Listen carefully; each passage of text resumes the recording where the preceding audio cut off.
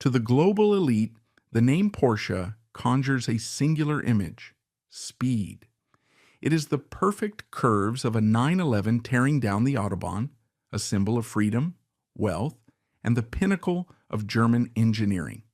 But peel back that $1,000 paint job, scrape away the polished chrome, and you won't find the romance of the racetrack. You will find a blackened engine block fueled entirely by hatred. This empire wasn't built by suit-wearing entrepreneurs in Silicon Valley. It was forged in the fires of World War II by a genius who shook hands with Adolf Hitler to build machines of mass slaughter.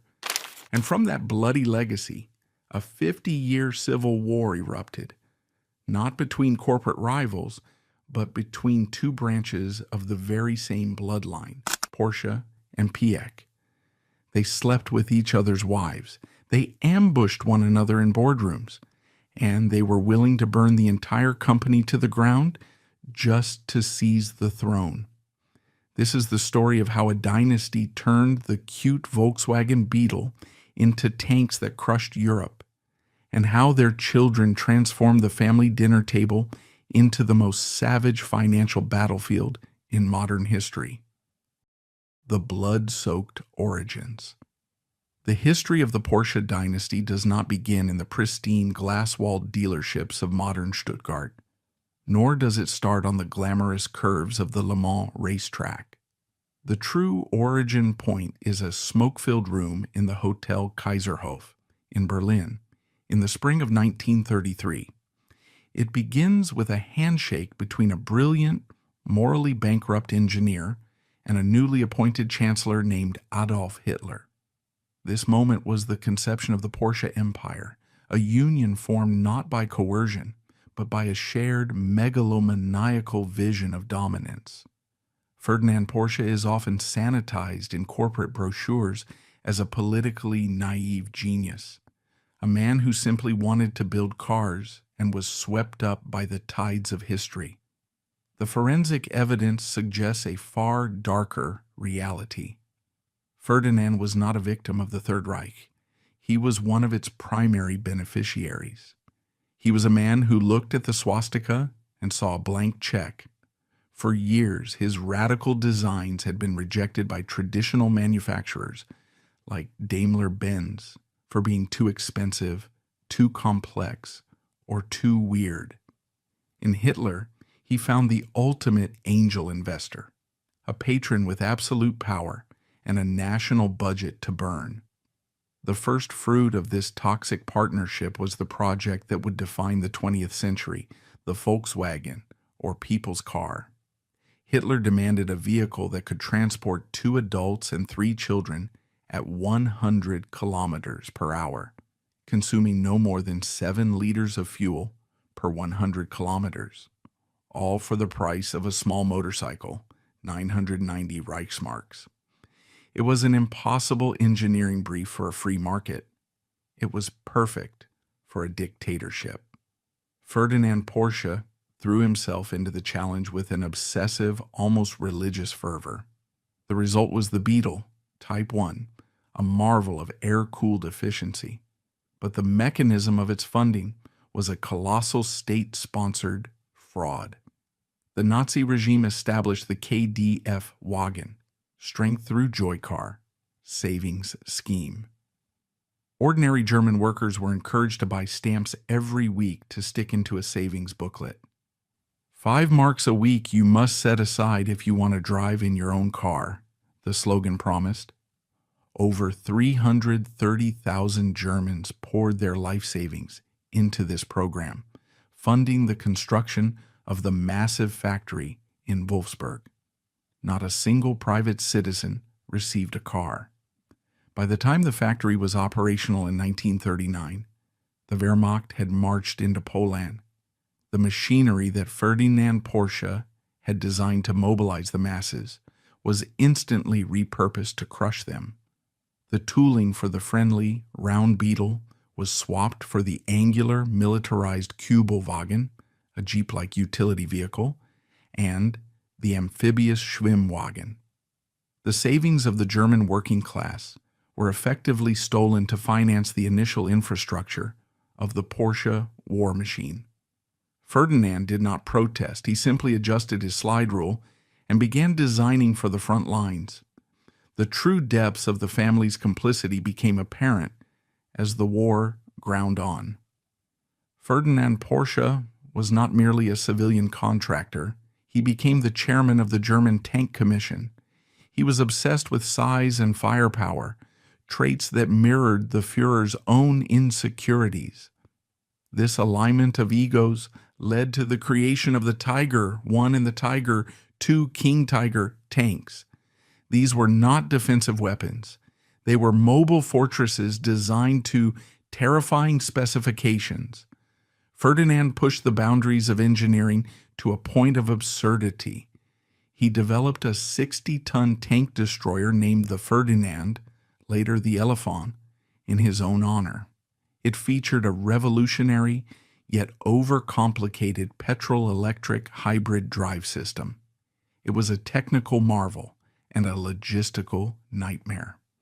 On the battlefields of Kursk, these monsters often broke down or caught fire, not from enemy action, but from their own internal complexity.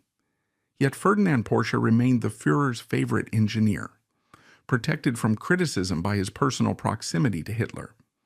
He enjoyed the status of an industrial oligarch, wearing the SS Ehrenring, SS Honor Ring, and utilizing the war to expand his personal fiefdom. The production of these steel beasts required labor. By 1942, German men were dying by the thousands in the frozen mud of Stalingrad, leaving the factories of Wolfsburg and Stuttgart empty. A moral man might have slowed production. Ferdinand Porsche, a pragmatist of the cruelest order, turned to the darkest resource available to the Reich: human chattel. The historical archives are explicit and damning. Ferdinand Porsche did not just accept slave labor, he actively requested it. Letters and memos from the Porsche archives show him negotiating directly with SS commanders for shipments of personnel from the concentration camps. A purpose-built concentration camp, Arbeitsdorf, was constructed on the grounds of the Volkswagen factory. It was a satellite of the notorious Neuengamme camp. Later, thousands of forced laborers from the Soviet Union, Poland, and France were crammed into freezing wooden barracks surrounding the assembly lines. The conditions were medieval. Starvation was a standard management tool. Beatings were routine. Survivors described Ferdinand Porsche walking through the factory floors, stepping over the bodies of exhausted prisoners, his eyes fixed on the assembly line. He did not see human beings. He saw biological components that were cheaper to replace than to maintain. When the components broke, when they died of typhus, malnutrition, or exhaustion, they were discarded, and the SS sent a fresh trainload. The Porsche family fortune, the seed capital that would later build the 911 and the Cayenne, was fertilized by the blood of these slaves. Every Reichsmark of profit generated during these years was extracted from a crime against humanity. This is the original sin of the dynasty, a stain so deep that no amount of philanthropy or corporate restructuring has ever been able to scrub it clean. The collapse of the Third Reich in 1945 brought the first real consequence to the family, though it was mild compared to their crimes. As the Allied forces swept through Germany, Ferdinand Porsche, his son Ferry Porsche, and his son-in-law Anton Piëch, a lawyer and fervent Nazi who had managed the Wolfsburg plant, fled to their estate in Zell am See, Austria. This alpine retreat, purchased with the spoils of their wartime success, became their bunker. They buried corporate documents, they hid assets, they prepared to weather the storm. French authorities, however, had other plans. In late 1945, Ferdinand, Ferry, and Anton were lured to Baden-Baden under the pretense of discussing a design contract for a French people's car. It was a trap. The French intelligence service arrested them. While Ferry was released relatively quickly to manage the crumbling business, Ferdinand Porsche and Anton Piëch were transferred to a bleak, medieval prison in Dijon. For 20 months, the great engineer and his son-in-law rotted in an unheated cell. The man who had dined with Hitler and commanded thousands of slaves was now forced to sweep floors and survive on watery soup. It was a humiliation that shattered Ferdinand's health, but it hardened his psyche. He was never put on trial at Nuremberg. He was never forced to answer for the slaves at Wolfsburg. The French wanted his brain more than they wanted justice. They forced him to consult on the design of the Renault 4CV, extracting his genius as the price for his existence.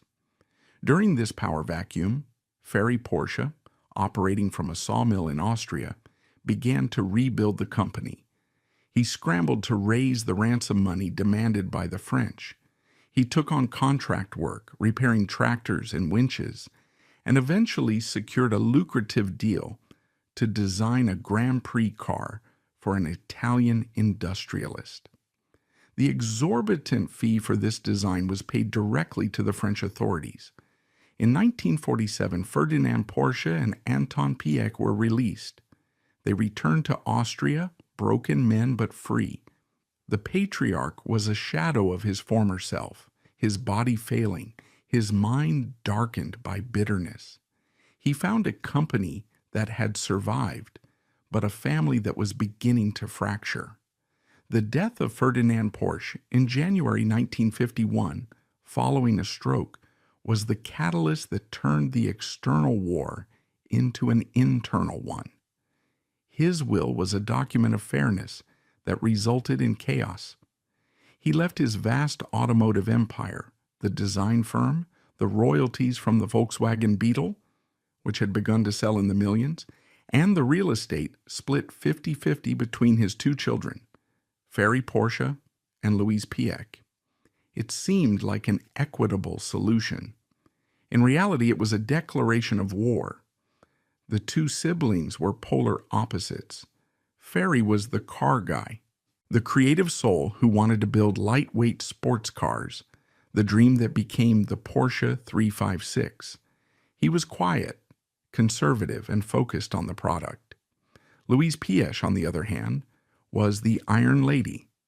Married to Anton Piëch, she had absorbed the ruthless, legalistic aggression of her husband. She controlled the Volkswagen distribution rights in Austria, a license that printed money. The division of assets created a binary solar system with two sons. The Porsche family controlled the factory in Stuttgart. The Piëch family controlled the money and the distribution in Salzburg. They needed each other to survive, but they despised the dependency.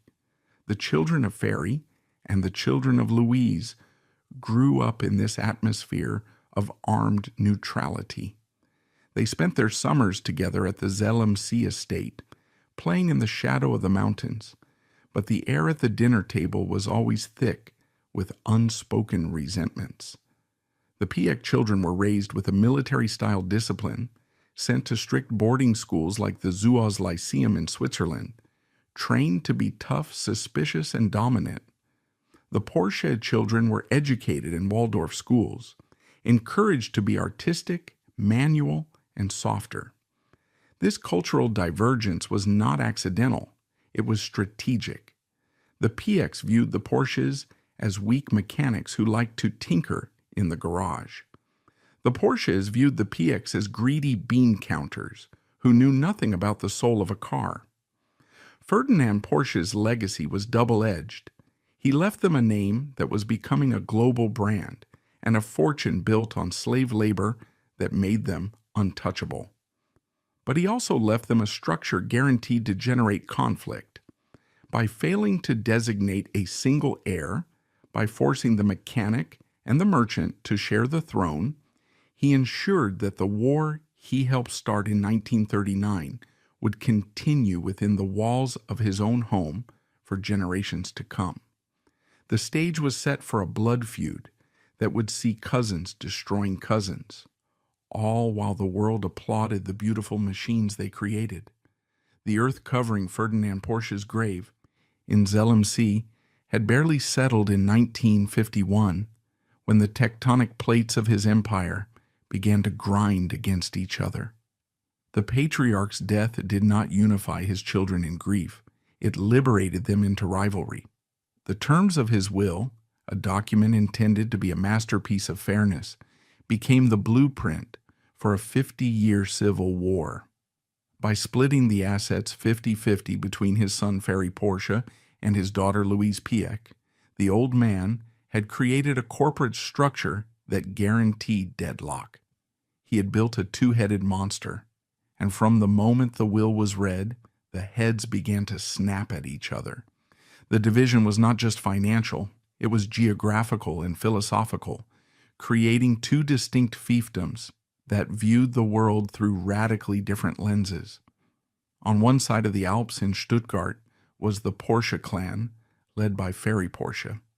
Ferry was the gentle prince of the dynasty, a man who had inherited his father's engineering genius but lacked his ruthless edge. While his father had built tanks for the Wehrmacht, Ferry wanted to build sports cars for gentlemen. He was a dreamer who smelled of oil and modeling clay.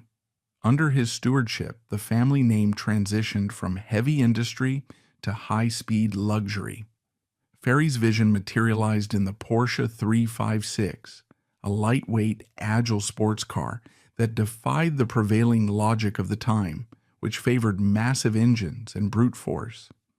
The 356 was delicate, air-cooled, and essentially a highly modified Volkswagen Beetle in a tuxedo, but it was brilliant. It established the Porsche DNA.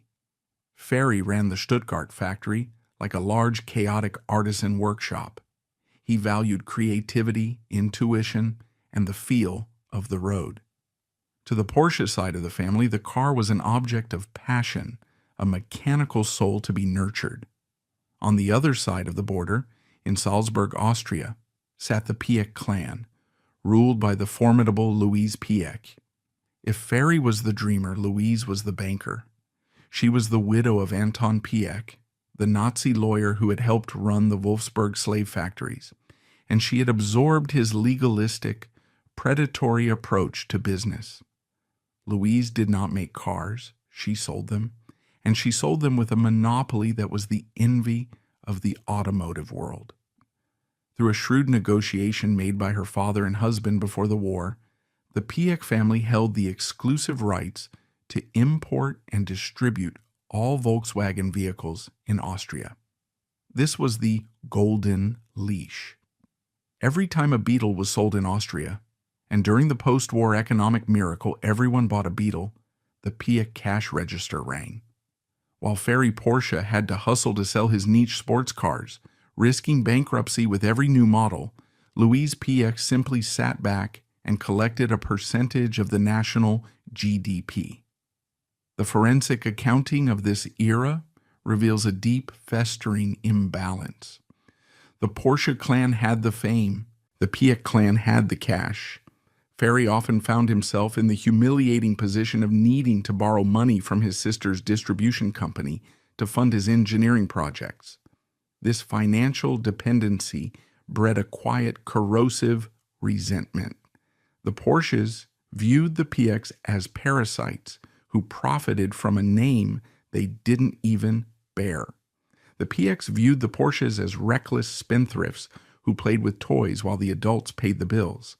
But the true poison was injected into the third generation. The conflict between Ferry and Louise was largely conducted with polite smiles and passive-aggressive contracts. The war between their children, the cousins, would be fought with knives. There were 10 cousins in total. On the Porsche side, there was Butzi, the designer of the 911, Peter, Gerhard, and Wolfgang. On the Piëch side, there was the brooding, intense Ferdinand Piëch, along with his siblings. The way these two groups were raised determined the future of the company. It was a clash of civilizations, Stuttgart liberalism versus Austrian Spartanism. Fairy Porsche, perhaps reacting against the harshness of his own father, sent his children to Waldorf schools. The Porsche boys were educated in an environment that prioritized artistic expression, eurythmy, a form of movement therapy, and emotional intelligence. They grew up soft-spoken, bearded, and artistic. They were taught that creativity flourished in freedom. They were the hippies of the automotive aristocracy, viewing the company as a legacy to be stewarded with care and consensus. The Piëch children, by contrast, were raised in a boot camp. Louise Piëch believed that softness was a fatal defect. She sent her son, Ferdinand Piëch, to the Zoos Lyceum in Switzerland, a boarding school notorious for its Spartan discipline. It was a place of cold showers, corporal punishment, and a survival of the fittest ethos. Young Ferdinand Piëch was forged in this kiln of isolation. He was dyslexic, socially awkward, and intensely competitive. At Zoos, he learned a lesson that would define his management style for the next 50 years. Trust no one. Dominate or be dominated. While his Porsche cousins were painting and learning to express their feelings, Ferdinand Piëch was learning how to hide his. He developed a reptilian stare, a gaze of unnerving, icy blue silence that would later terrify board members across Europe. He looked at his cousins and saw weakness. He saw them as soft Porsches, unworthy of the name on the building. The psychological fracture was deepened by a crisis of identity. The Porsche boys carried the magic name. They walked into a room and everyone knew who they were. Ferdinand Piëch carried the name of his father's law firm. To the outside world, he was a Piëch, a secondary character in the Porsche story. He had to work twice as hard to prove he belonged to the dynasty. This chip on his shoulder calcified into a diamond-hard ambition. He didn't just want to be part of Porsche, he wanted to conquer it. By the mid-1960s, the cousins had entered the family business, and the factory floor in Stuttgart became the arena for their gladiator matches.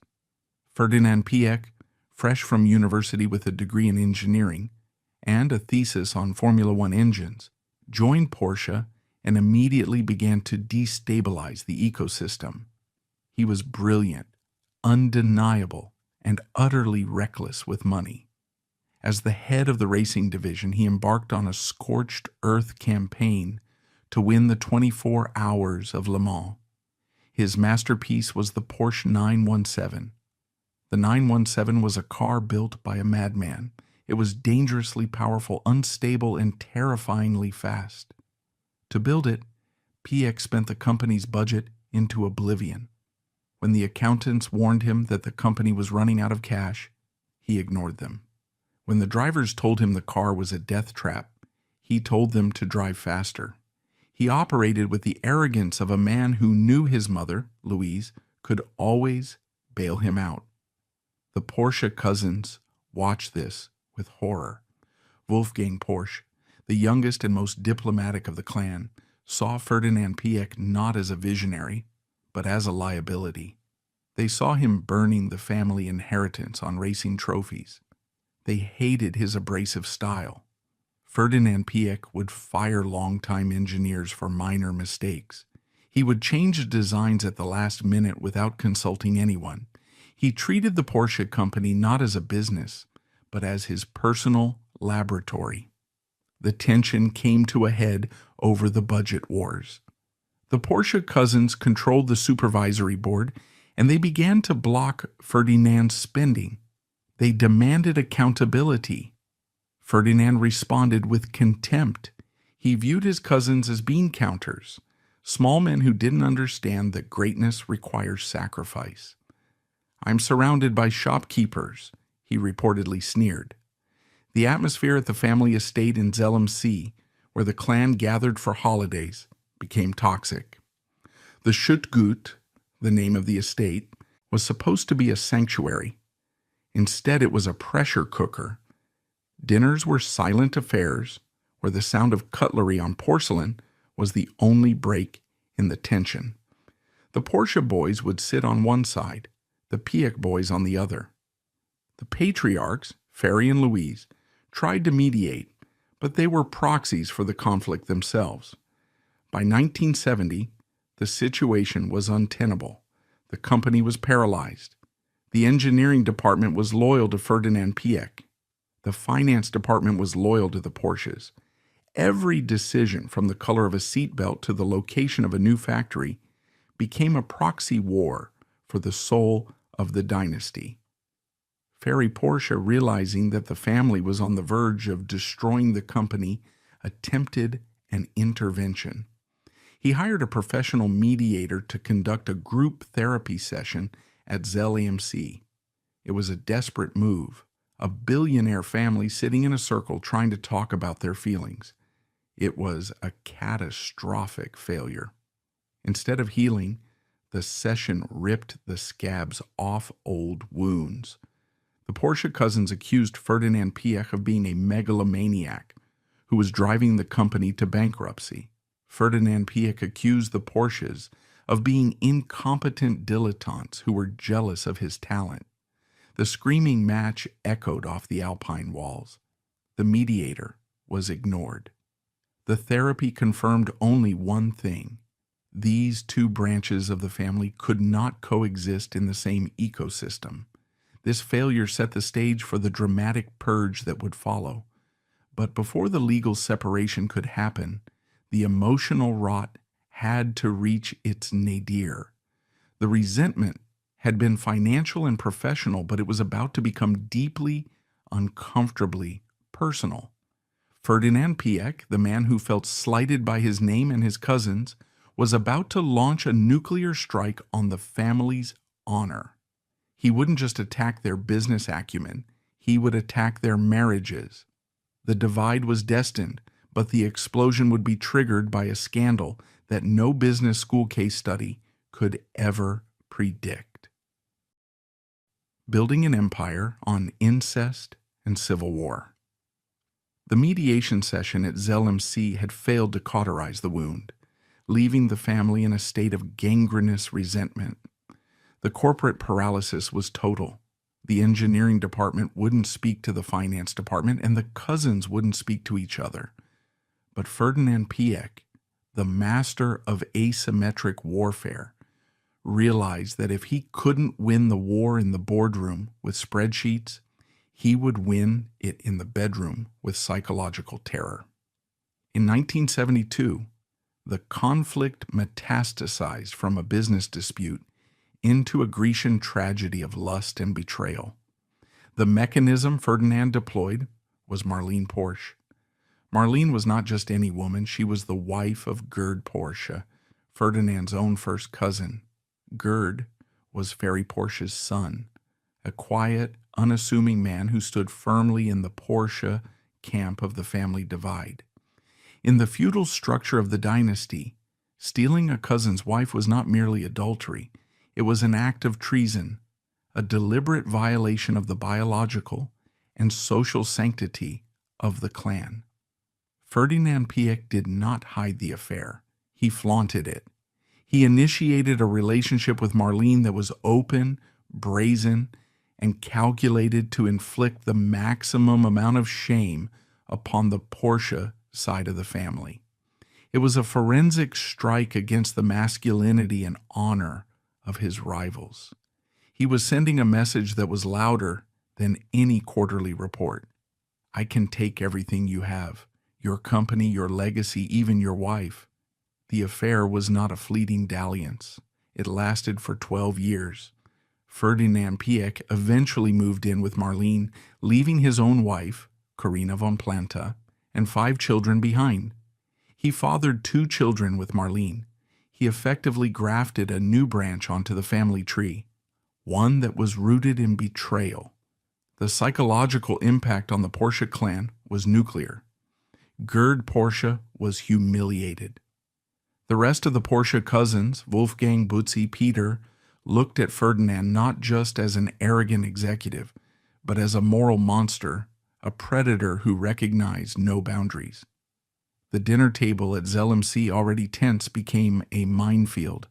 How could they sit and discuss dividend payouts with a man who was sleeping with their brother's wife? The incestuous affair, as the tabloids gleefully, though technically incorrectly, labeled it, shattered the last remnants of trust. It proved that for Ferdinand Piëch, the concept of family was subordinate to the concept of conquest. The chaos reached the ears of the patriarchs, Ferry Porsche and Louise Piëch. They realized that their children were on the verge of destroying the company. The public image of Porsche, carefully cultivated as a purveyor of elegant engineering, was being dragged into the mud of a soap opera. The Japanese competitors were rising. The Americans were tightening regulations. Porsche could not survive if its executives were busy fighting a civil war over infidelity. In a desperate bid to save the empire from its heirs, Ferry and Louise convened a summit at the family estate in 1972. They placed a document on the heavy oak table that would change the destiny of the automotive world. History calls it the Gmund Treaty, or the Family Constitution of 1972. The terms were simple, brutal, and non-negotiable. No member of the Porsche or Piëch families could ever again hold an operational management position in the company. It was a mass firing. It was a decapitation strike aimed at their own children. To get rid of the cancer, Ferdinand Piëch, they had to amputate the healthy limbs, Butzi Porsche and the others as well. Everyone had to go.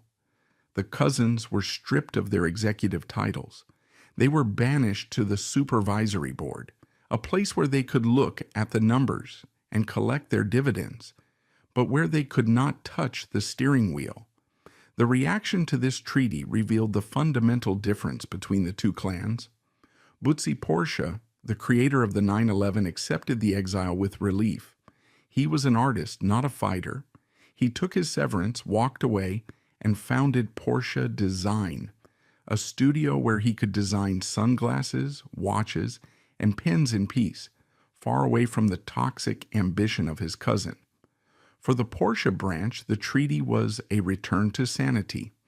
Ferdinand Piëch, however, viewed the treaty not as a peace deal, but as a declaration of war.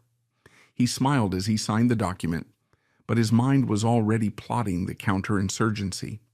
He saw the treaty for what it was, a mechanism designed specifically to cage him.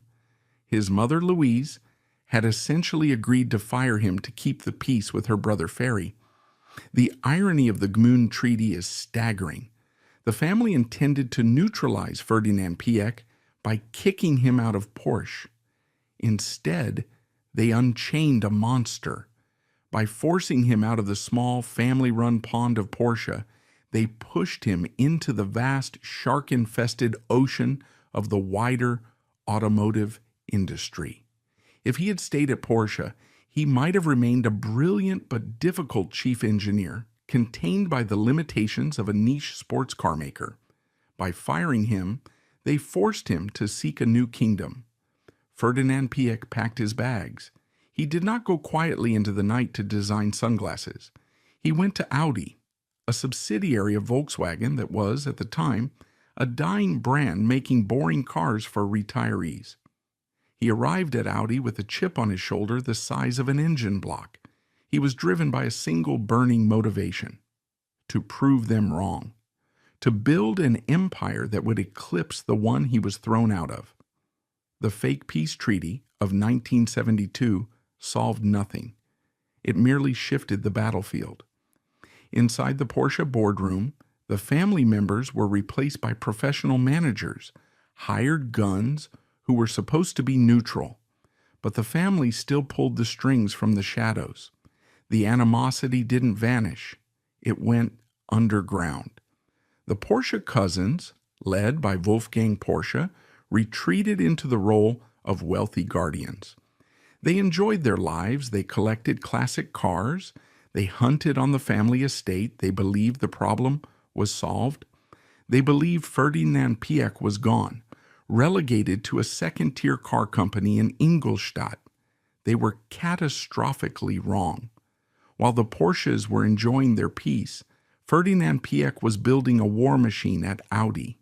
He channeled his rage into innovation. He introduced the Quattro all-wheel drive system, transforming rally racing forever. He introduced galvanized steel bodies. He pushed the engineers at Audi to the breaking point, ruling by fear and intimidation. He was replicating the Porsche culture, the obsession with technology and speed, but injecting it into a mass-market manufacturer. He was building his own power base, independent of the family trust. Every success at Audi was a middle finger raised in the direction of Stuttgart. He used his personal life, too, as a weapon of chaos. After the affair with Marlene ended, he moved on to the family's nanny, Ursula Placer. He married her and had another 3 children. In total, he would father 12 or 13 children. The exact number is often debated, with 4 different women. He was creating his own tribe, a private army of heirs, completely disregarding the Catholic bourgeois morality that the Porsche clan held dear. The 1970s and 80s were the Cold War era of the dynasty. On the surface, there was peace. The annual dividends were paid, the family gathered for photo ops, but beneath the surface, the tectonic plates were moving. Ferdinand Piëch was climbing the ladder at the Volkswagen Group, rising from Audi to the very top of the parent company. The Porsche clan watched his ascent with a mixture of admiration and dread. They realized too late that the Gmünd Treaty had a fatal loophole. It banned family members from working at Porsche, but it said nothing about working at Volkswagen. And since the families owned a huge chunk of Volkswagen via their historic distribution rights, Ferdinand was essentially climbing up the ladder to become his cousin's boss. The peace treaty was a fraud because it ignored the nature of the combatants. You cannot sign a treaty with a hurricane. Ferdinand Piëch was a force of nature fueled by rejection. The moment he walked out the door of the Porsche factory in 1972, the clock started ticking on his revenge. He spent the next 20 years sharpening his knife, waiting for the moment when he could return not as a cousin, but as a conqueror. The family thought they had exiled Napoleon to Elba. In reality, they had just given him the time to plan Waterloo. If the Gmünd Treaty was intended to be a cage, the Porsche family forgot that cages only work if the beast agrees to be tamed. Ingolstadt, the home of Audi, was supposed to be Piëch's prison. Instead, he treated it as his boot camp. The family believed they had banished him to obscurity. In reality, they had handed him a blank canvas and a loaded gun. What followed was one of the most terrifyingly effective corporate ascents in the history of capitalism. Ferdinand Piëch did not just climb the ladder, he burned the ladder behind him so no one could follow. Over the next 3 decades, he transformed himself from a disgraced cousin into the undisputed auto czar of Europe. He became the dark gravity that held the entire Volkswagen Group together, a man who combined the engineering brilliance of his grandfather with a leadership style that bordered on sociopathic. The mechanism of his rule was terror. Piëch did not believe in consensus. He did not believe in focus groups. He believed in the absolute crushing weight of his own will. He operated on a Darwinian philosophy that viewed kindness as an inefficiency. When he took over as the chairman of the board of management at Volkswagen AG in 1993, the company was bleeding money, paralyzed by high costs and low quality. 3 months later, it was profitable. He achieved this not by gentle restructuring, but by executing a night of the long knives in the boardroom. He fired almost the entire management board. He walked into meetings with a smile that was described by subordinates as the smile of a shark before it bites. He would sit in silence, staring at an executive who was presenting a report. If Piëch frowned, the executive's career was often over by lunch. If he stayed silent, you lived to fight another day. He created a culture where mistakes were not learning opportunities. They were terminal events. Decades later, the German magazine Der Spiegel would describe the atmosphere inside VW under Piëch as North Korea without the labor camps. But unlike a typical tyrant who rules only by fear, Piëch commanded a terrified respect because he was invariably the smartest person in the room. He was a car guy in the purest, most visceral sense. He could disassemble an engine block with his bare hands. He could feel a variance of a millimeter in a suspension setup just by driving the car around a track. When engineers told him something was impossible, he didn't fire them immediately. He told them to do it anyway, or he would find someone who could. The resurrection of Audi was his first masterstroke. He forced the engineers to develop the Quattro all-wheel drive system, a technology everyone said was too heavy and complex for passenger cars. Piëch ignored the physics and focused on the traction. The Audi Quattro dominated rally racing, obliterating the competition and transforming Audi from a joke into a premium rival to BMW and Mercedes. It was a victory of will over convention. However, his true ambition was not just to build better cars, it was to build an empire that would make the Porsche family look like small-time shopkeepers. He wanted to collect crowns.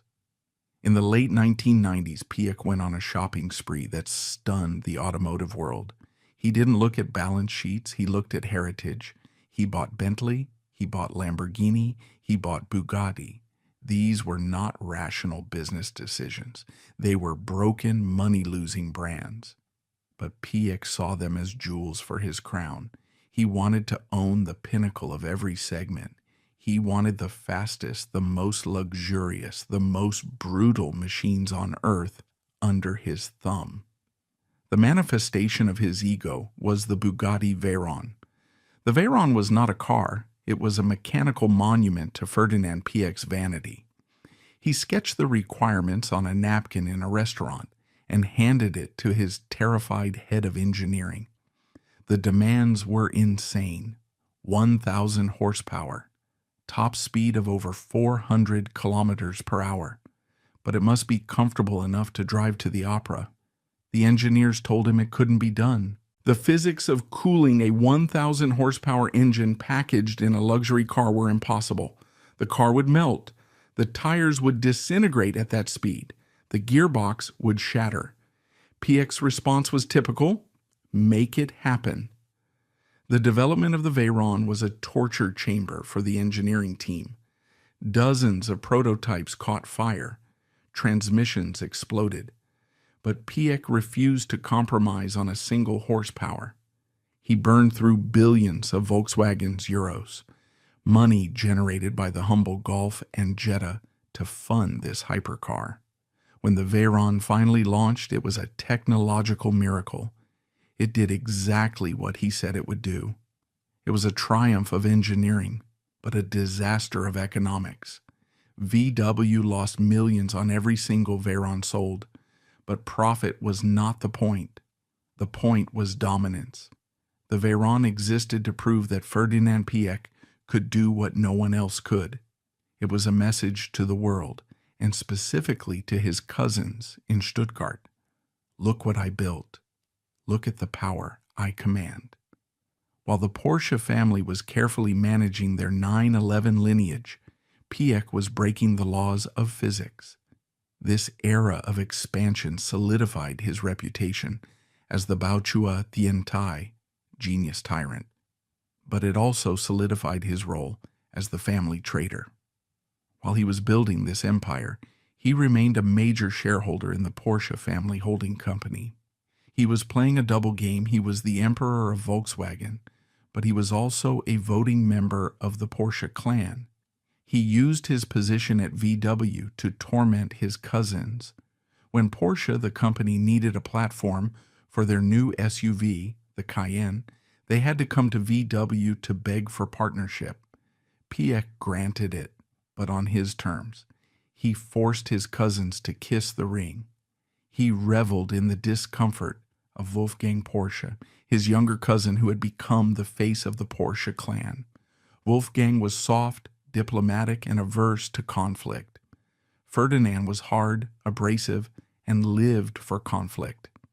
In board meetings, Ferdinand would often undermine Wolfgang, making subtle digs at his lack of engineering knowledge, reminding everyone that while Wolfgang inherited a company, Ferdinand had built one. Piëch's personal life mirrored his corporate ruthlessness. He treated his children and wives with the same transactional coldness he applied to his employees. He once famously remarked that he had about 12 or 13 children, a vagueness that chilled interviewers. He pitted his children against each other, suggesting that only the strongest would inherit his favor. He was replicating the trauma of his own upbringing, passing the virus of the ZLMC education down to the next generation. By the mid-2000s, Ferdinand Piëch had achieved a status that was almost mythical. He was untouchable. He had survived scandals, recessions, and family wars. He had turned Volkswagen into a global behemoth that swallowed competitors whole. He sat on the supervisory board like a spider in the center of a massive web, pulling strings that connected Wolfsburg, Ingolstadt, Stuttgart, and Crewe. But deep down, the wound of 1972 never healed. The fact that his name was Piëch and not Porsche still gnawed at him. The fact that he had been fired by his own mother and uncle still burned. He had conquered the world, but he hadn't conquered his own family. He watched from his throne in Wolfsburg as the Porsche company, under the leadership of a hired CEO named Wendelin Wiedeking, began to grow incredibly profitable. The David of Porsche was getting rich, and they were getting arrogant. They began to look at the Goliath of Volkswagen not as a partner, but as a target. Ferdinand Piëch saw the ambition rising in Stuttgart. He saw his cousin Wolfgang and CEO Wiedeking plotting something big. A lesser man might have warned them. A lesser man might have tried to stop them to save the family fortune. Ferdinand Piëch did the opposite. He sat back, he folded his hands, and he waited.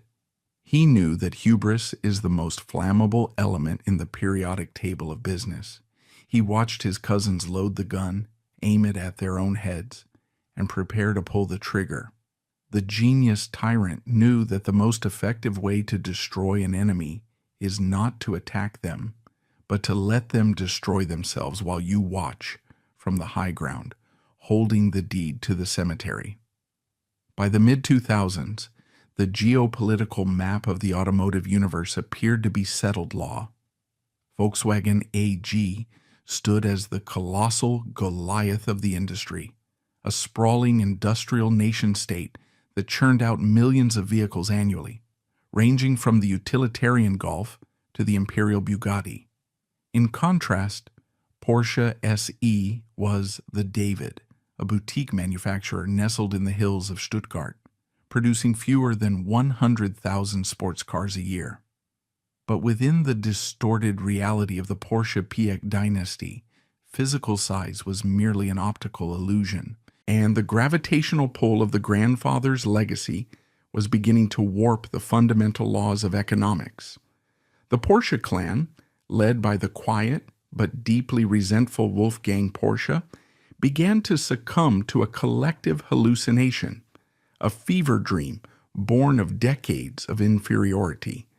They began to ask a question that defied sanity. What if the little sports car company could simply open its mouth and swallow the giant whole? The architect of this audacious insanity was not a family member, but a mercenary of the highest order. Wendelin Wiedeking, the CEO of Porsche, was a man of staggering arrogance and undeniable brilliance, a figure who strode through the factory floors like a 19th century robber baron dropped into the modern age. When he took the reins of Porsche in the early 90s, the company was on the brink of bankruptcy, but by 2007, he had transformed it into the most profitable car company per unit in the world. He was the highest paid executive in Germany, earning more than the CEOs of Deutsche Bank and Siemens combined.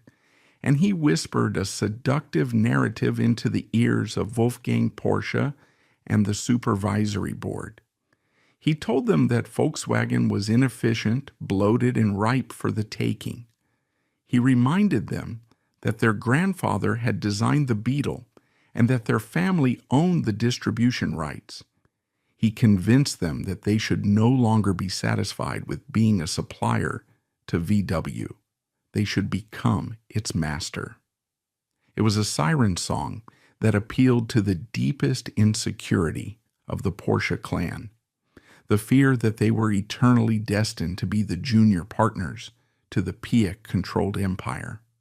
They gave Wiedeking the green light to execute the David Plan, a scheme that would result in the most aggressive hostile takeover disguised as a hedge fund operation in financial history. The mechanism Wiedeking deployed was financial engineering of the most opaque and predatory kind. Porsche began to accumulate cash, not from selling the 911 but from borrowing. They leveraged the company's pristine credit rating to take out billions in loans, turning the sports car maker into a massive hedge fund that just happened to manufacture vehicles on the side. Instead of buying Volkswagen shares outright, which would have driven the price up and alerted the market to their intentions, Wiedeking and his chief financial officer, Holger Herter, entered the derivatives market. They began buying cash-settled options, complex financial instruments that allowed Porsche to bet on the rise of VW's stock price without actually taking ownership of the shares until they were ready. It was a stealth accumulation, a silent creeping barrage. To the outside world, and specifically to the regulators at the BaFin, Porsche claimed it was merely hedging its exposure to VW. They issued press releases categorically denying any intention of a takeover, lying to the faces of the global financial community with the cool detachment of professional poker players. "We are not speculating," they insisted while they were secretly cornering the market. While this stealth operation was underway, the global financial world looked at Volkswagen stock and saw a bubble.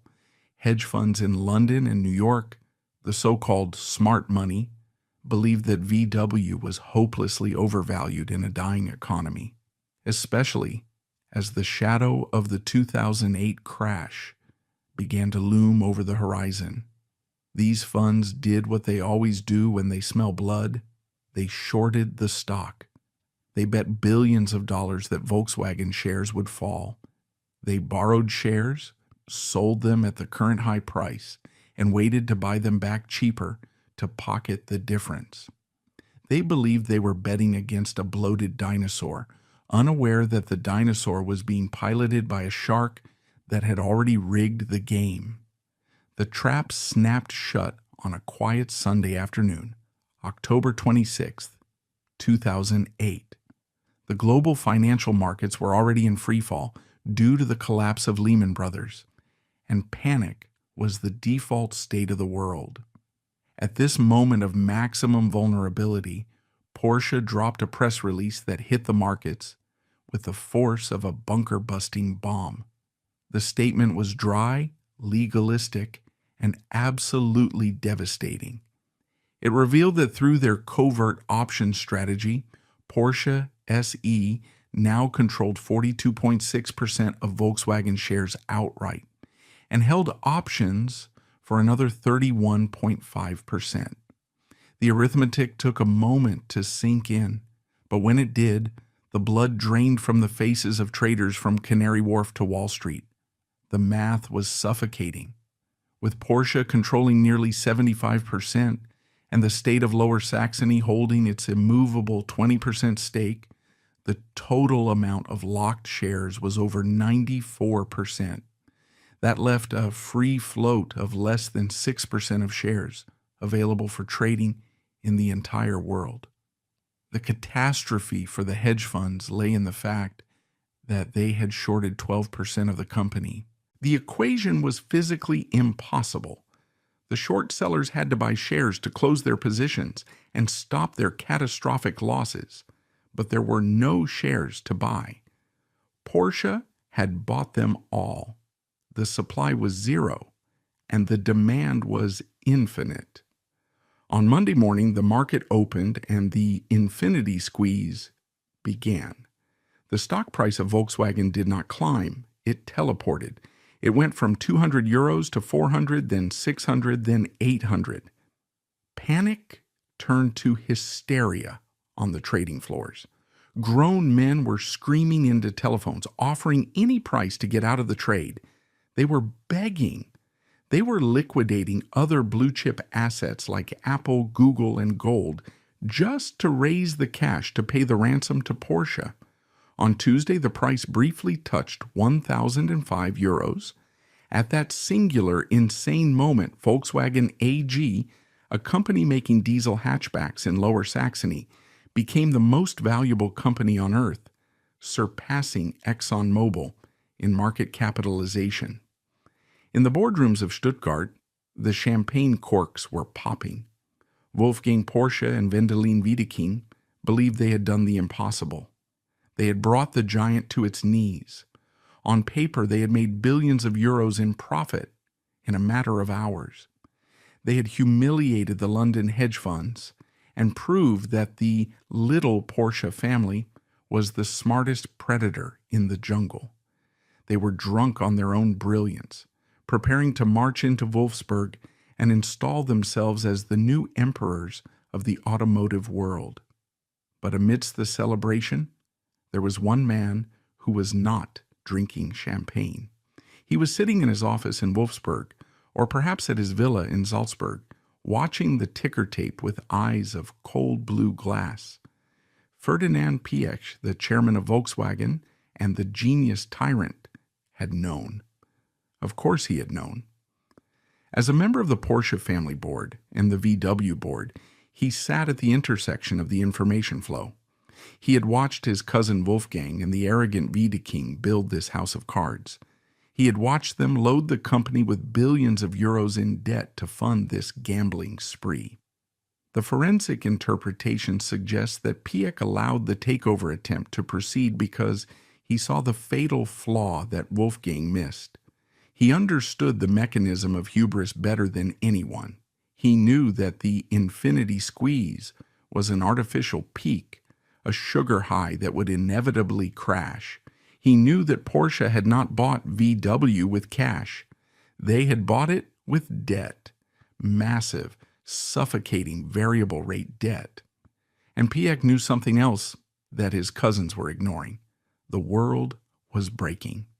The 2008 global financial crisis was not just a dip, it was a tsunami.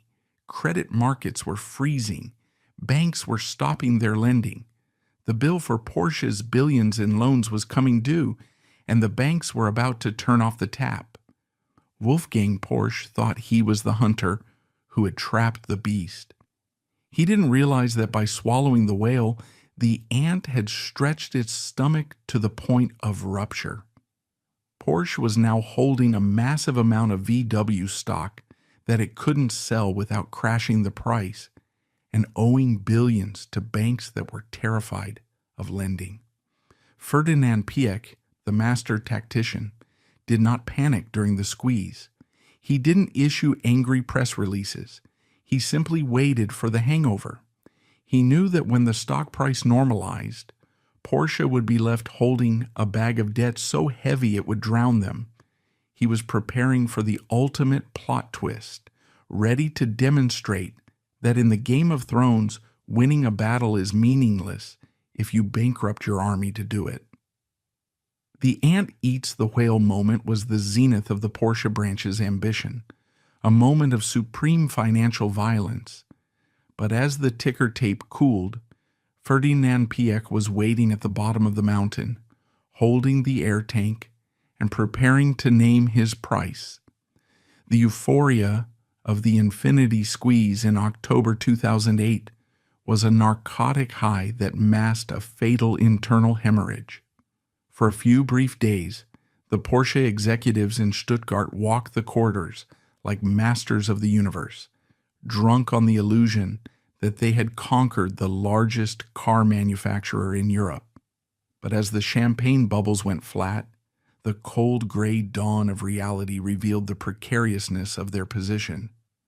They had bought Volkswagen, not with cash, but with a mountain of debt that was structured on the assumption that the world would remain stable. They had bet the entire farm on a sunny day, unaware that a Category 5 hurricane was already making landfall. The mechanism that Ferdinand Piëch employed to destroy his cousins was not a boardroom vote or a media campaign. It was the weaponization of the global credit markets. The timing of the Porsche takeover attempt could not have been more catastrophic. Just weeks after the squeeze, the contagion from the collapse of Lehman Brothers infected the European banking system. The credit taps, which had been flowing freely for a decade, were suddenly turned off. The syndicate of banks that had lent Porsche 10 billion euros to fund their gambling spree began to panic. They looked at the balance sheet of this small sports car maker and realized it was leveraged to the point of insanity.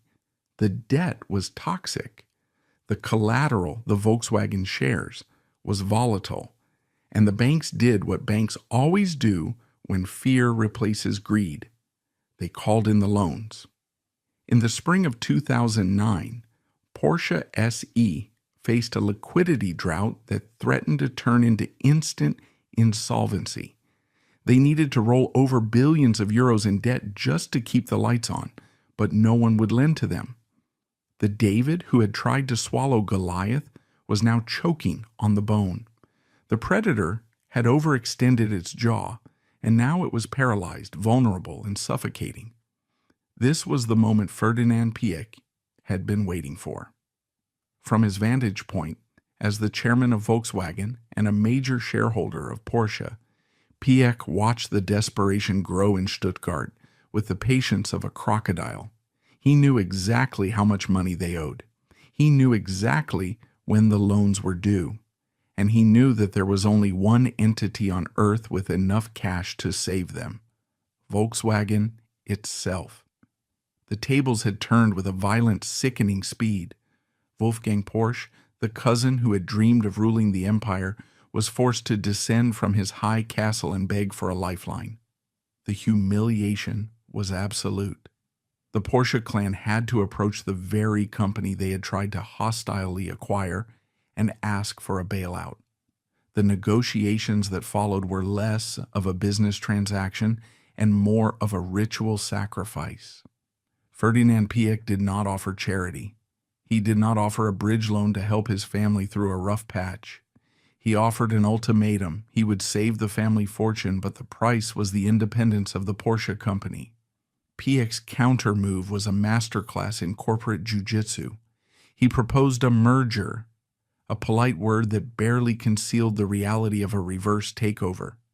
Volkswagen would act as the white knight, paying off Porsche's debts, but in exchange, Volkswagen would acquire the crown jewel, Porsche AG, the car-making business. The family would retain control of the holding company, but the factory, the brand, the engineers, and the legacy of the 911 would become just another subsidiary of the Volkswagen Group, sitting on the shelf next to Skoda and Seat. For Wolfgang Porsche, this was a spiritual death. His father, Ferry Porsche, had spent his life fighting to keep the company independent, small, and pure. He had warned against the corrupting influence of mass production. Now, his son was being forced to hand the keys to the factory over to the very behemoth they had despised. And the man taking the keys was the cousin they had exiled 40 years earlier. The drama culminated in a series of board meetings in the summer of 2009 that were described by witnesses as Shakespearean in their cruelty. The first casualty was Wendelin Wiedeking. The CEO who had made the family billions was now a liability. Piëch demanded his head. Wiedeking, the man who had dared to challenge the Piëch supremacy, was fired. His exit was cushioned by a golden parachute of 50 million euros, a payout so obscene that it triggered investigations and public outrage across Germany. But his career was over. He walked out of the building, leaving behind a shattered strategy and a triumphant Ferdinand Piëch. With Wiedeking gone, the path was clear for Piëch to execute the plot twist. On July 23, 2009, the supervisory board approved the deal. Volkswagen would pay approximately 4 billion euros to buy a 49.9% stake in Porsche AG, with the intention to buy the rest later, which they did in 2012. The hunter had been swallowed by the prey. The imagery of the press conference announcing the deal was potent. Ferdinand Piëch stood on the podium, tears streaming down his face. To the uninitiated, these looked like tears of sentimental joy, the emotion of a man seeing his grandfather's two companies finally reunited under one roof. But the forensic psychological interpretation suggests something far more complex. These were tears of victory. They were the tears of a man who had spent his entire life being treated as the outsider, the technocrat, the dangerous one, and who had finally proven that he was the only true heir to the throne. He had not just merged the companies, he had conquered his cousins. He had forced them to bend the knee. The deal fundamentally reshaped the structure of the dynasty. The Porsche family was still incredibly wealthy. In fact, the merger eventually made them even richer as VW stock recovered. But they had lost their soul. They were no longer the proprietors of an independent artisan workshop. They were merely major shareholders in a global industrial conglomerate. Wolfgang Porsche had retained his wealth but lost his purpose. He cut a tragic figure in the aftermath, a man who had reached for the sun and had his wings melted by the icy stare of his cousin. Ferdinand Piëch, on the other hand, had achieved apotheosis. He now controlled everything. He was the chairman of a group that included Volkswagen, Audi, Porsche, Bentley, Bugatti, Lamborghini, Scania, and MAN. He had built the largest, most powerful automotive empire in European history. He had vindicated his mother, Louise, and avenged the slight of the Gmünd Treaty. He had proven that while the Porsches might have the name, the Piëchs had the power. However, the reverse takeover left a trail of wreckage that would take years to clear. The legal fallout from the failed takeover attempt haunted the family for a decade. Hedge funds sued for billions, claiming market manipulation. Prosecutors launched investigations into Wolfgang Porsche and Holger Herder. The stress of the plot twist fractured the family even further. The peace that followed was the peace of a graveyard, maintained only because one side had been completely disarmed. Yet, even in his moment of absolute triumph, Ferdinand Piëch remained a creature of paranoia. He knew that power acquired through ruthlessness is never secure. He had humiliated his cousins, but he had not eliminated them. They were still on the board. They still had voting rights. And now they had a reason to hate him that went beyond childhood rivalries. They had been publicly gelded. As the dust settled on the merger in 2012, the world applauded the logic of the industrial consolidation. It made sense to share platforms and engines. But for the family, the merger was a scar tissue formed over a deep infected wound. Ferdinand Piëch had won the war of 2008, but he had done so by sacrificing the last shred of trust within the clan. He had solidified his reputation as a man who would burn his own house down to rule over the ashes. The plot twist was complete. The ant didn't eat the whale. The whale waited until the ant was tired and then simply rolled over and crushed it. But the story of the Porsche Piëch dynasty is never about a single victory. It is a cycle of destruction. Ferdinand Piëch sat on his throne, the autocsar of the world, unaware that the very culture of fear and silence he had installed at Volkswagen, the culture that allowed him to dominate his family, was silently breeding a new catastrophe in the engineering labs. A catastrophe made of software code and nitrogen oxide. The David was defeated, but a new invisible enemy was growing in the exhaust pipes of the empire he had just consolidated. The plot twist of 2009 was a financial drama.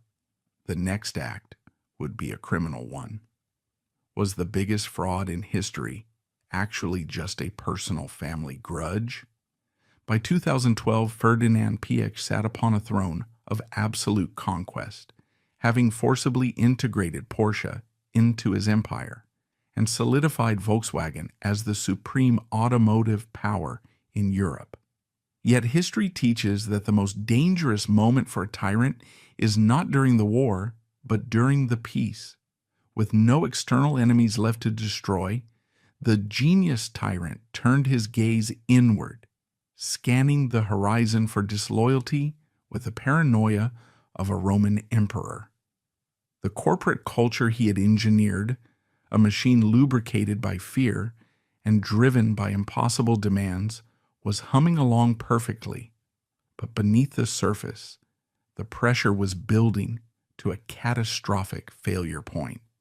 The next chapter of the dynasty would not be defined by a merger or a stock price, but by a cloud of poisonous gas and a timing of events so suspicious that it borders on the supernatural. But the seeds of the coming cataclysm were sown in the body count of Piëch's reign. Throughout his tenure, there was a disturbing pattern. Any executive who grew too tall, too independent, or too widely admired was swiftly and surgically removed. The mechanism of these removals was never allowed public execution. It was always a quiet, sudden destabilization. In 2006, Baron Piëch's Reader, the CEO handpicked by Piëch to run Volkswagen, was unceremoniously fired. His crime was not incompetence, it was independence. He had dared to challenge the patriarch's authority. Next came Wolfgang Bernhard, a rising star known for his brilliance and cost-cutting prowess. He too was purged before he could threaten the throne. Piëch operated like a gardener pruning a bonsai tree, cutting off any branch that dared to spoil the shape of his vision. In their place, Piëch installed Martin Winterkorn. Winterkorn was supposed to be the perfect vassal. He was a car guy, a detail-obsessed micromanager who mirrored Piëch's own obsession with engineering perfection. For years, they were the dynamic duo. Winterkorn was the executor, the man who carried the ruler measure and screamed at engineers about gap tolerances, while Piëch was the visionary who pointed the finger at the next conquest. Under their joint rule, VW grew to become the largest car manufacturer in the world, surpassing Toyota. But by early 2015, the atmosphere shifted. Winterkorn had become powerful in his own right. The press called him Mr. Volkswagen. He was earning nearly 20 million euros a year. He began to believe that he was the natural successor to the patriarch. Ferdinand Piëch, watching from his villa in Salzburg, decided that the bonsai tree needed pruning again. In April 2015, Piëch dropped a bomb. He gave a cryptic quote to the German magazine Der Spiegel, "I am at a distance from Winterkorn." In the coded language of the German corporate elite, this was a death sentence. It was a public declaration of no confidence. Historically, when Piëch distanced himself from a CEO, that CEO was gone within weeks. Piëch expected the supervisory board, including his cousin Wolfgang Porsche, to fall in line as they always had. He expected Winterkorn to resign in shame. But then the unimaginable happened. The family fought back. Wolfgang Porsche, perhaps finally finding his spine after the humiliation of 2009, refused to support the execution. The labor unions, who held half the seats on the board and hated Piëch's slash-and-burn tactics, sided with Winterkorn. The state of Lower Saxony sided with Winterkorn. Ferdinand Piëch found himself isolated. For the first time in his life, the old man had miscalculated. He had fired a shot at the king, and he had missed. On April 25, 2015, facing a humiliating vote of removal, Ferdinand Piëch resigned. He walked away from the empire he had built. He sold his shares. He left the board. It seemed like the ultimate defeat, a lion dying in the winter, cast out by the pride he created. The media celebrated the victory of democracy at Volkswagen. Martin Winterkorn was hailed as the survivor, the man who slew the dragon. 5 months later, the world realized that Ferdinand Piëch hadn't been defeated. He had escaped. On September 18, 2015, the United States Environmental Protection Agency, EPA, issued a notice of violation that shattered the global automotive industry. They revealed that Volkswagen had been systematically cheating on emissions tests for years. This was Dieselgate. The forensic details of the scandal revealed a fraud of breathtaking audacity. Volkswagen engineers had installed defeat device software in 11 million diesel vehicles worldwide. The code was sinister in its simplicity. The car's computer could detect when it was being tested in a laboratory, based on the steering wheel position and lack of movement. When it sensed a test, it would switch the engine into a clean mode, injecting urea and throttling performance to meet strict U.S. emission standards. But the moment the car was on the road, the software switched to dirty mode, spewing nitrogen oxide NOx at levels up to 40 times the legal limit. Nitrogen oxide is not a harmless gas. It causes asthma, respiratory disease, and premature death. Volkswagen wasn't just cheating the taxman, they were poisoning the population. As the scandal unraveled, the why became as important as the how. Why would a company with such immense resources resort to such a crude cheat? The answer led directly back to the culture created by Ferdinand Piëch and maintained by Martin Winterkorn. It was a culture of terror. Years earlier, Piëch and Winterkorn had set a strategic goal: conquer America with diesel. They believed that German diesel technology was superior to Japanese hybrids. They demanded an engine that was powerful, fuel-efficient, and clean enough to pass the draconian California emissions laws. And, crucially, it had to be cheap. The engineers looked at the physics and realized it was impossible. To make the engine clean enough, they needed an expensive AdBlue urea tank system that would require frequent refills and drive up the cost. But in the Wolfsburg of Ferdinand Piëch, you did not tell the boss that something was impossible. If you did, you were fired and replaced by someone who would say yes. Faced with the choice between losing their careers or cheating the code, the engineers chose the cheat. It was the direct result of a management style that ruled by fear. The defeat device was not a glitch. It was a survival mechanism for employees working in a dictatorship. The timing of the revelation casts a haunting shadow over Ferdinand Piëch's resignation. Forensic observers and conspiracy theorists alike have obsessed over the dates. Piëch resigned in April 2015. The scandal broke in September 2015. Did he know? The official narrative is that Piëch was unaware, but this defies the psychological profile of the man. Ferdinand Piëch was an engineer who knew the thread counts of the screws in the door handles. He was a micromanager who personally test drove prototypes in the desert. Is it plausible that the man who built the empire who knew every technical secret, was ignorant of the single most critical strategy for the American market? A darker hypothesis suggests that Piëch knew exactly what was ticking inside the engines. Some insiders believe that he tried to fire Winterkorn in April not because of a vague distance, but because he knew the scandal was about to blow, and he wanted to pin it on Winterkorn before the ship went down. When the board refused to fire Winterkorn, Piëch effectively said, "Fine, if you want him, you can have him, and you can have the iceberg that's coming with him." His resignation looks less like a defeat and more like a tactical ejection. By leaving the board 5 months before the EPA notice, he legally severed his responsibility. When the police raided the headquarters, when the stock price collapsed by 50%, when Martin Winterkorn was indicted by the U.S. Department of Justice and forced to resign in disgrace, Ferdinand Piëch was sitting safely in his villa, legally untouchable. The aftermath of Dieselgate was a bloodbath for the legacy of the Porsche Piëch clan. The company was forced to pay over 30 billion euros in fines and settlements. The reputation of German engineering, the brand equity that had taken 70 years to build, was incinerated overnight. Executives went to prison. Oliver Schmidt, a VW manager, was marched through a U.S. federal court in shackles.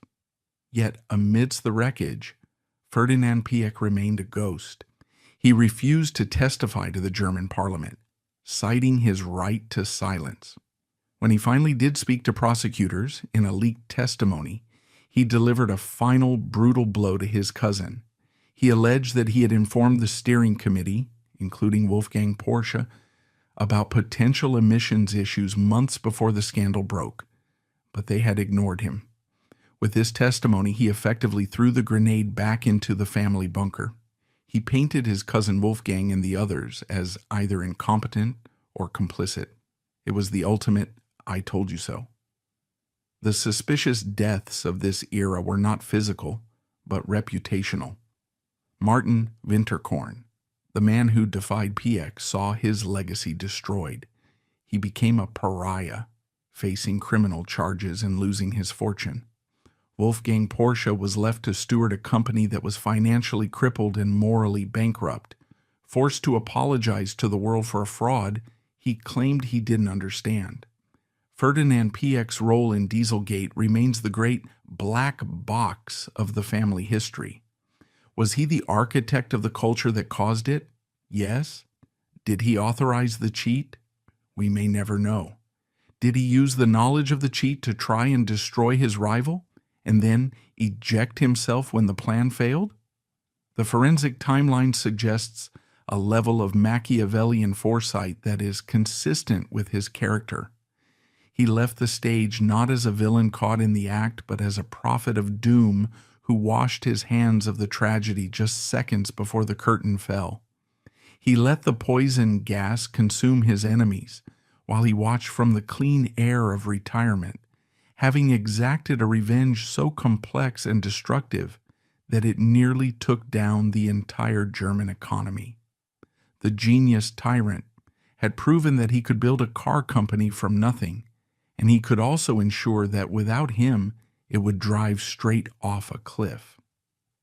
The resignation of Ferdinand Piëch in 2015 and the subsequent explosion of the Dieselgate scandal did not mark the end of the war. It merely marked the beginning of the Cold Peace. For the first time in 4 decades, the boardroom of the Volkswagen Group was free of the terrified silence that accompanied the presence of the genius tyrant. But the vacuum he left behind was quickly filled by a new form of existential dread. The family had survived the internal combustion of their egos, but they were left standing in the wreckage of a reputation that had been incinerated by fraud. The Porsche and Piëch clans, still legally joined at the hip through their controlling interest in the conglomerate, retreated to their Alpine fortress in Zell-am-See to lick their wounds. They were wealthier than they had ever been, their dividends flowing in like a tidal wave, even as the company paid billions in fines. But the forensic reality of their bond had shifted. They were no longer a family. They were a syndicate, a collective of billionaires who despised each other but were terrified of the cost of divorce. The final act of Ferdinand Piëch's life was played out with the same dramatic, destructive flair that characterized his reign. After his ejection from the throne in 2015, he became a king in exile, brooding in his villas, watching the company he built stumble through courtrooms and congressional hearings. He viewed the chaos not with regret, but with a vindictive satisfaction. In his mind, the collapse of VW's reputation was proof that without his iron hand, the shopkeepers, his cousins, were incapable of greatness. But Piëch had one last weapon to deploy, a financial nuclear option designed to destabilize the family one final time. In 2017, putting his affairs in order, Ferdinand Piëch decided to sever the last biological and financial link to the dynasty. He announced his intention to sell his massive stake in Porsche SE, the holding company that controls Volkswagen. This block of shares, representing nearly 15% of the voting rights, was the keystone of the family's power. If he sold it to an outsider, a Chinese conglomerate, a sovereign wealth fund from the Middle East, or a hedge fund, the Porsche Piëch clan would lose their absolute grip on the empire. It was a threat of the highest order. He was holding a gun to the head of the family trust.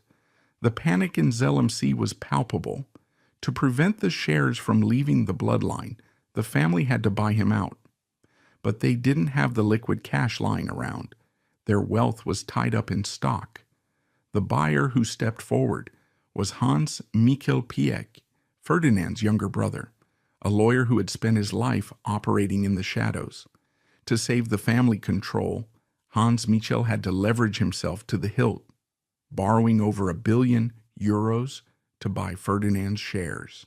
The transaction was the ultimate FU from Ferdinand. He forced his own brother and cousins to go into massive debt just to maintain the status quo.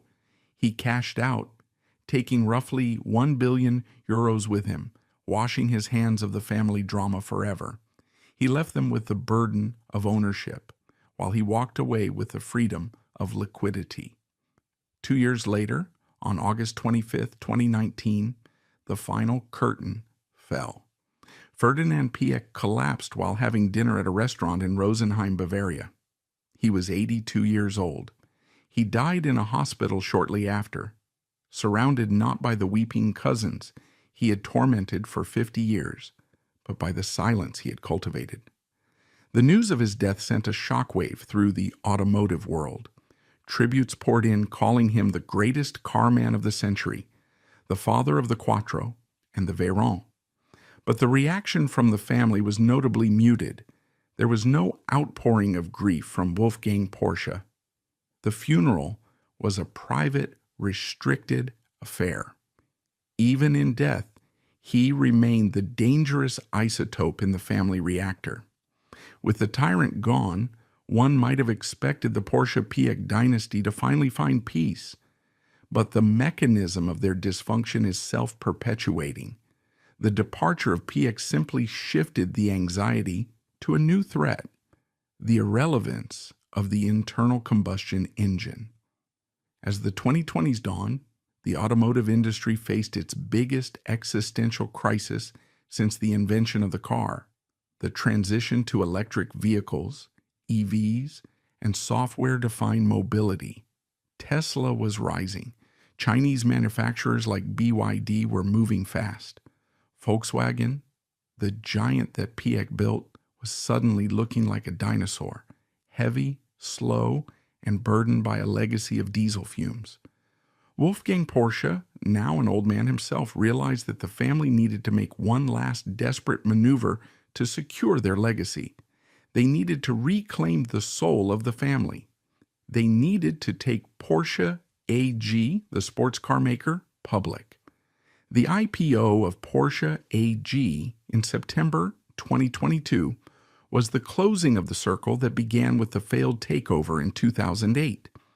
In a complex financial ballet, Volkswagen AG spun off Porsche AG as a separate public company.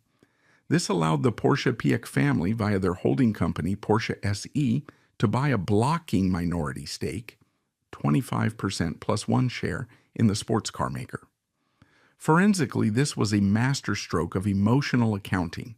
For decades, since the 2009 takeover, the family had felt like tenants in their own house, owning shares in the massive VW group, but having lost direct control of the family jewel, the 911 factory.